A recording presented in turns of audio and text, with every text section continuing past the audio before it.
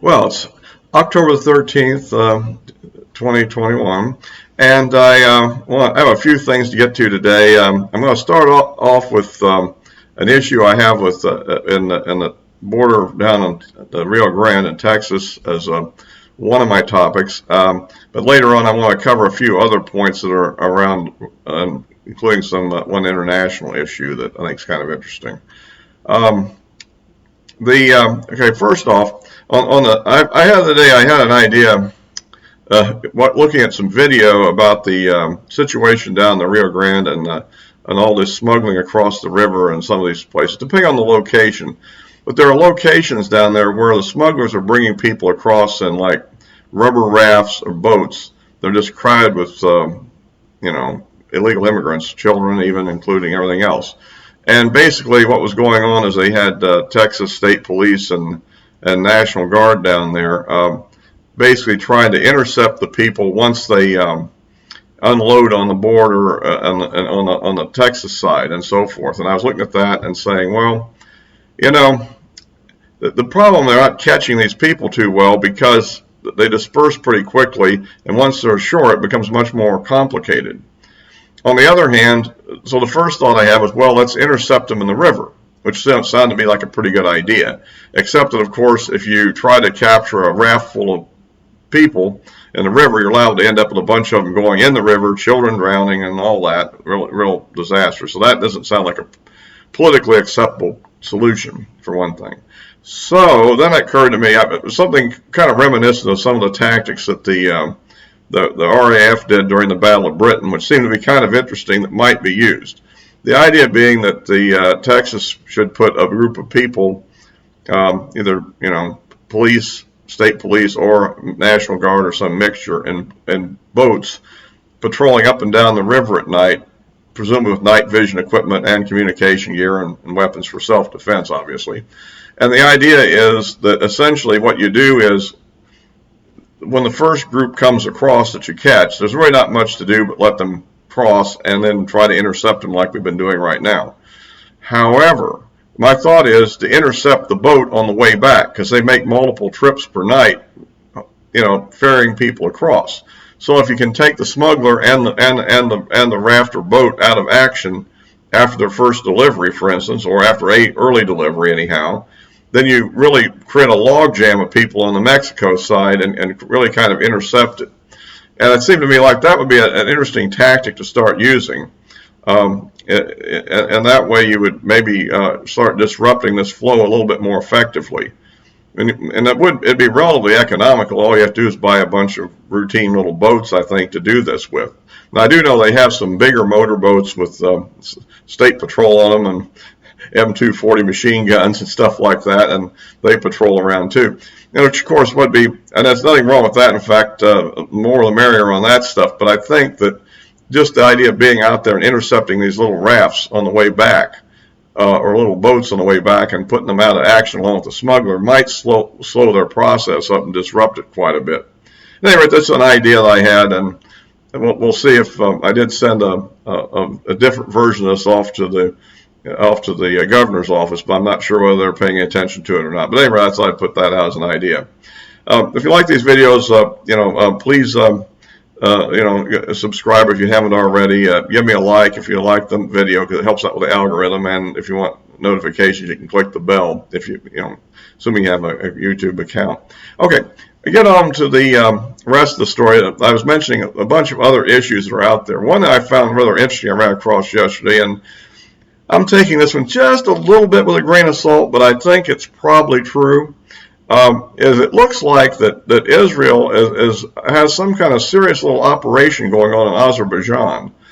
I mean, I've heard about this being part of Israel's plan against the Iranian nuclear program a few years ago, and maybe a slightly different context. And now the version I've heard is that they've moved maybe a couple of F-35s into Azerbaijan, along with some of their missile defense systems, and the idea is that they may be able to plan on conducting an airstrike from Azerbaijan. Now, if you don't know where that is, it's in the northeast side of Iran, a little bit west of Afghanistan and north. Okay, That's basically where it's located, and I guess it's a lot closer to Tehran and some of the areas where the activities of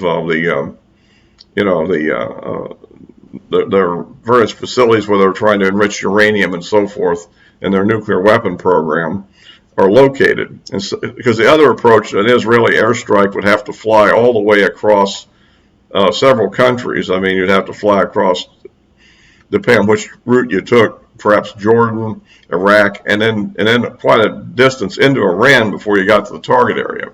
And I think in that area, you're also facing the bulk of the Iranian air defense systems as well.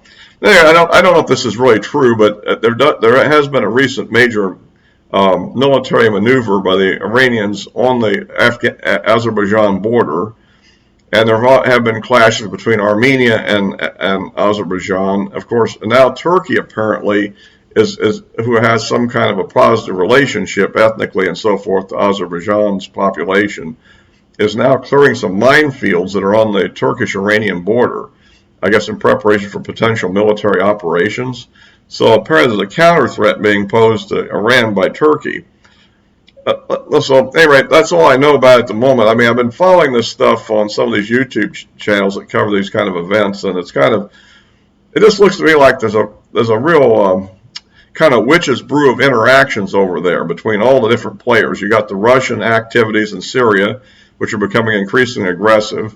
You have Israeli airstrikes on Iranian targets inside of Syria, where they bring in their Republican Guard Corps people to support the Hezbollah groups and stuff like that, and potentially they're bringing in short-range missiles to attack Israel with. And there's a lot of debates about the effectiveness of Russian air defense systems that are in Syria. It's very complex issues, but it's something to watch out for, because it could easily spin into some kind of a multi-nation war at any point in time if somebody gets a little over-aggressive or makes a mistake. And that can eventually impact things like our increasingly fragile oil supplies, because we're cutting down on our domestic production. And we already see oil prices are already reaching above $80 a barrel. So a lot to be concerned about there. And the other topic that's in the news a lot, which kind of interesting, is this whole logistical backlog of all these container ships off the coast of California, for instance, that are not unloading, and all the containers that have been unloaded that don't seem to have truck drivers to take them to their appropriate market destinations. And it seems to me like, as I'm thinking about it, and the other day I got a little confirmation, because at first I was like, well, excuse me, but where have all the truck drivers gone? I mean, where have all the longshoremen gone? I mean, they didn't all quit, did they? And so, and a lot of these are kind of more outdoors, or at least solo kind of jobs, where you don't have quite the COVID impacts you would have working in a tight manufacturing plant or an office space or a store or something as much, And so it's kind of what's going on. But apparently what's really going on is this. Essentially, during the pandemic, people weren't going out shopping as much, and they weren't buying as much. Plus, the government put a lot of money into a lot of different people's hands. Didn't put much in mine, but they put some in a lot of people's. And so the point is that these people had this money and didn't really have a whole lot to spend it on. And now that things have opened up and people are going back to shopping a lot and getting prepared for Christmas and everything else like this, the orders have gone way up, and so what you're really having is a backlog where essentially people are simply buying a lot more than they had been buying previously during the pandemic period at its peak, and